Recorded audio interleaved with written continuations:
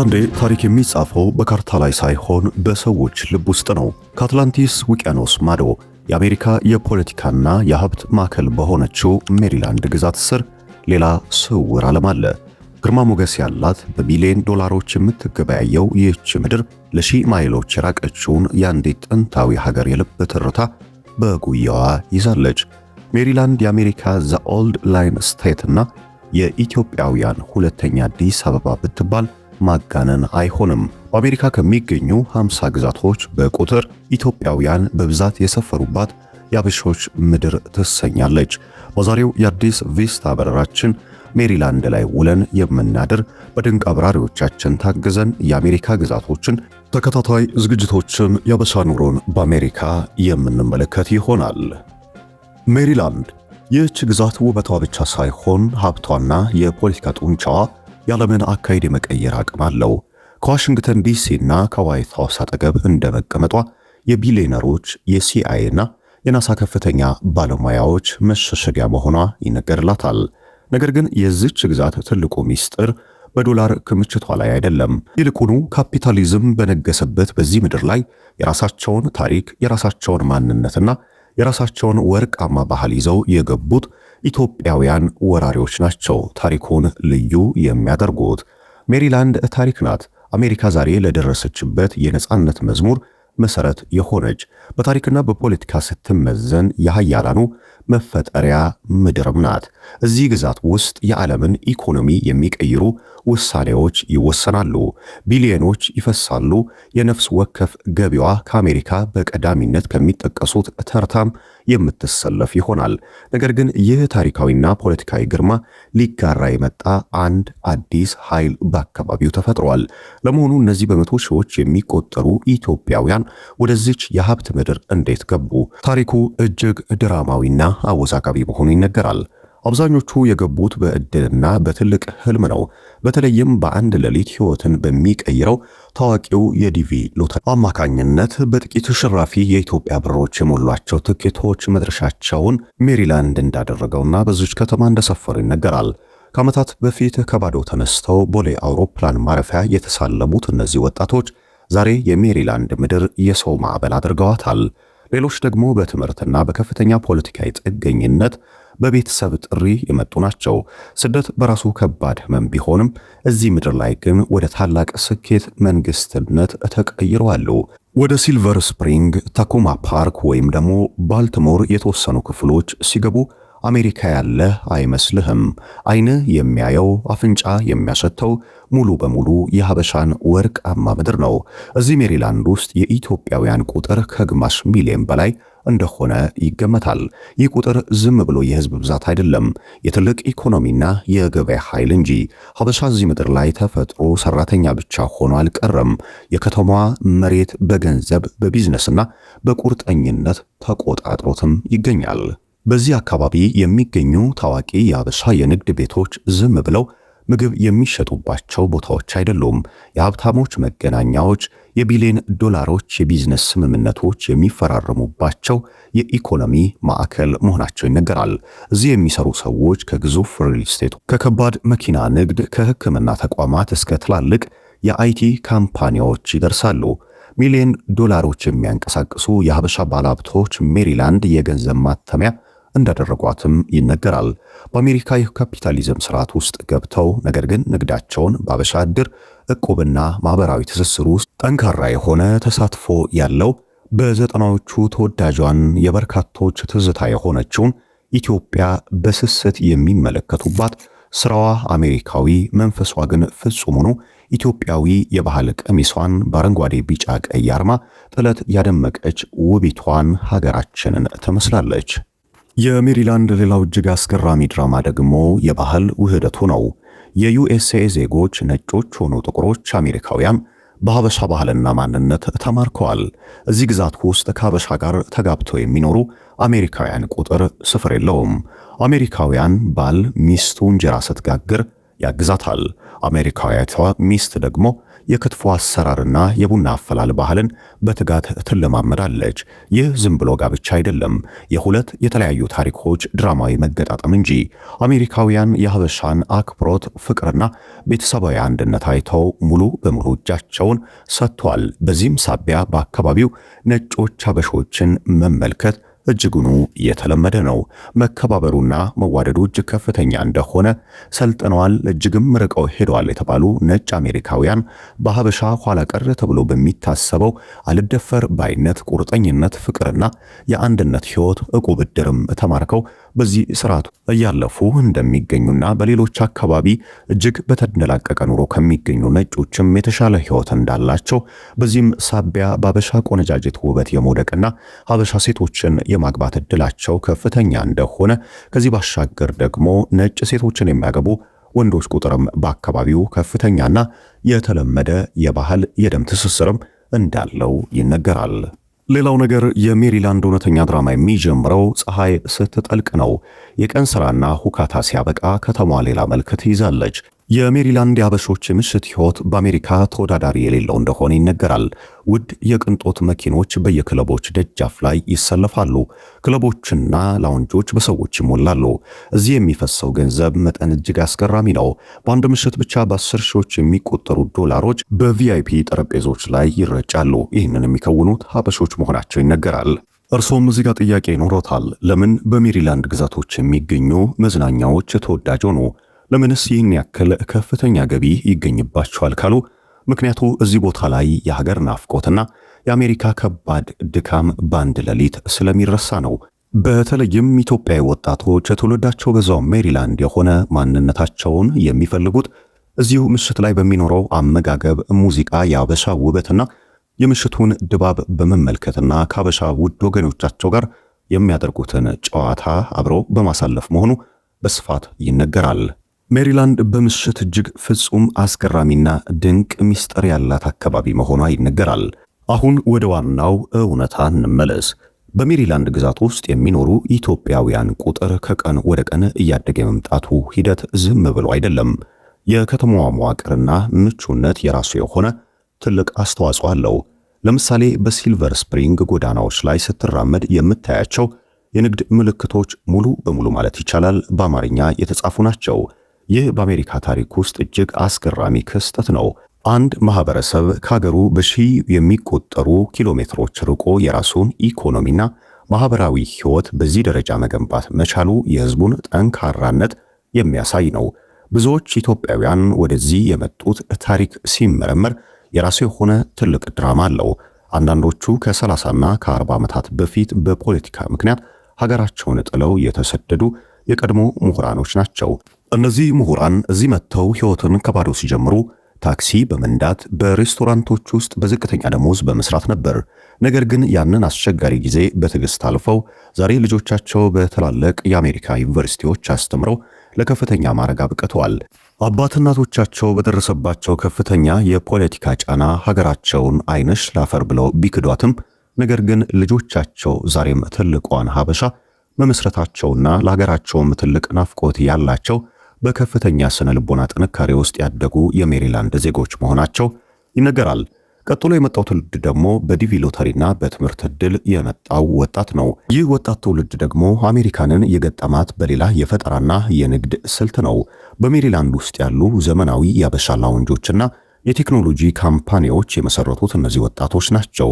የአሜሪካ የንግድ ሕግና አሰራርን ጠንቅቀው በመረዳት ከባህላዊ አሰራር ወጣ ወዳለ ታላላቅ ኢንቨስትመንቶች ገብተው በሪል ስቴት ንግድ ውስጥ የሚንቀሳቀሱት በሚሊዮን የሚቆጠሩ ዶላሮችን የዚህ የማህበረሰብ ኢኮኖሚ አቅም ማሳያ ያደረጉትም እነዚህ ወጣቶች በዲቪ ሎተሪና በትምህርት ዕድል ወደ አሜሪካ የገቡት መሆናቸው ይነገራል።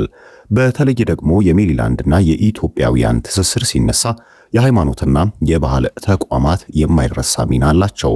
በግዛቱ ውስጥ የሚገኙ በርካታ ኢትዮጵያውያን ኦርቶዶክስ አብያተ ክርስቲያናትና መስጊዶችና የፕሮቴስታንት እምነት ተቋማት የሰዎች መሰባሰቢያ ብቻ እንዳልሆኑም ይገለጻል። አዲስ መጤዎች ሲገቡ ስራ የሚፈልጉበት፣ ማህበራዊ ድጋፍ የሚደረግበትና ባህል ለቀጣዩ ትውልድ የሚተላለፍበት ታላቅ ማዕከል መሆናቸውም ይገለጻል። እሁድ ጠዋት በሜሪላንድ ጎዳናዎች ላይ በባህል የሀበሻ ልብስ ለብሰው ወደ ቤተ ክርስቲያን የሚሄዱ ሰዎች ስታይ በባዕድ ሀገር ውስጥ ያለች አነስተኛ ድንቅ የኢትዮጵያ ምድርን ትመስላለች።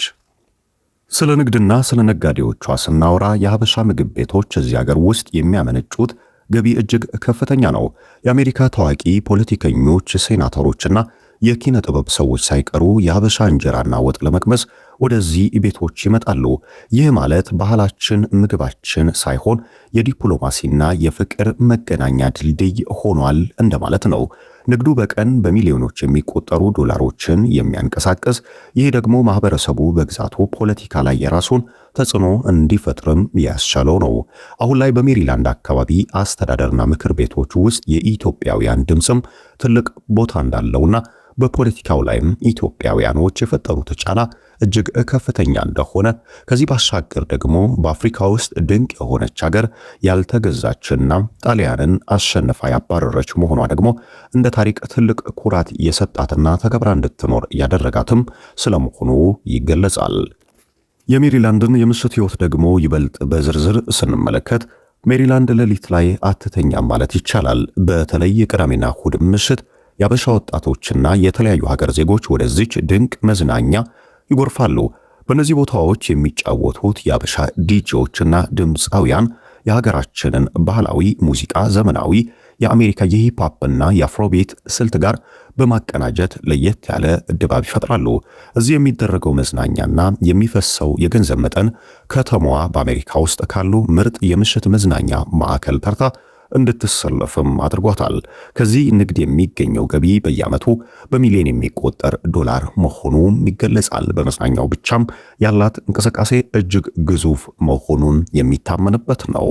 ሌላው እጅግ አስገራሚ ገጽታ በአሜሪካውያንና በኢትዮጵያውያን መካከል ያለው የጋብቻ ትስስር ነው። አብዛኞቹ አሜሪካውያን የአበሻን የቤት አያያዝ ጨዋነትና መከባበር በጣም ያደንቃሉ። በትዳር ውስጥ የሚፈጠረውን የባህል ውህደት አዲስ ትውልድ እየፈጠረ መሆኑን ያምናሉ። እነዚህ ልጆች አሜሪካዊ ሆነው እያደጉ ነገር ግን አማርኛን አቀላጥፈው የሚናገሩ የሀገራቸውን ባህልና ታሪክ የሚያውቁ ናቸው። ይህ የሚያሳየው የሀበሻ ባህል ምን ያህል ጠንካራና ኃላፊነት የተሞላበት እንደሆነም ነው። በሜሪላንድ በነጭና በኢትዮጵያውያን ጥምረት የሚፈጠረው ቤተሰብ አሜሪካዊ ሆኖ የሚፈጠር አይደለም። በአካባቢው ያሉ ኢትዮጵያውያን ከፍተኛ ተጽዕኖ እንዳላቸውና አንድ ክፍል ብቻ ይዞ እንዲያድግ የሚደረግ ሳይሆን አማርኛ የሚናገር እንጀራን አብዝቶ የሚወድና የሀገሩ ፍቅር ባላያት ሀገር ውስጥ የተጸነሰበት ታላቅ ትውልድ መሆኑም ኢትዮጵያውያኖች ለባህላቸውና ለአስተሳሰባቸው ያላቸው ቦታ በምንም የማይሸነፍና የማይከደን መሆኑን የሚያሳይ ነው። ከዚህ ሁሉ ጀርባ ግን ትልቁን ድራማ የሚሰሩትና የከተማዋ የደም ስር የሆኑት ማልደው ተነስተው እስከ እኩለ ሌሊት ድረስ የሚደክሙት ጠንካራ ሰራተኞች መሆናቸውም ይነገራል። በሜሪላንድ ጎዳናዎች ላይ የሚዘዋወሩት ዘመናዊ የታክሲና የራይድ መኪኖችን ስትመለከቱ አብዛኞቹ አሽከርካሪዎች ሀበሻ መሆናቸውን ታስተውላላችሁ። እነዚህ ወገኖቻችን በአሜሪካ ብርዳማ ንጋት ላይ ተነስተው ቤተሰቦቻቸውን ለመደገፍና በሀገር ቤት ያሉ ወላጆቻቸውን ለመርዳት ሌት ተቀን ይተጋሉ። ይህ በቀላሉ የሚታይ ድካም አይደለም። ከጀርባው ታላቅ ኃላፊነት፣ ስሜትና ጥልቅ ፍቅር ያለበት የህይወት ትግል እንጂ። የሜሪላንድ የሀበሾች ንግድ ከምግብና ከመዝናኛ አልፎ ወደ ትላላቅ የገበያ ማዕከላት ግሮሰሪ ስቶር ተስፋፍቷል። በስፋትም ሀበሾች ይህንን የገበያ ማዕከል ተቆጣጥረውታል።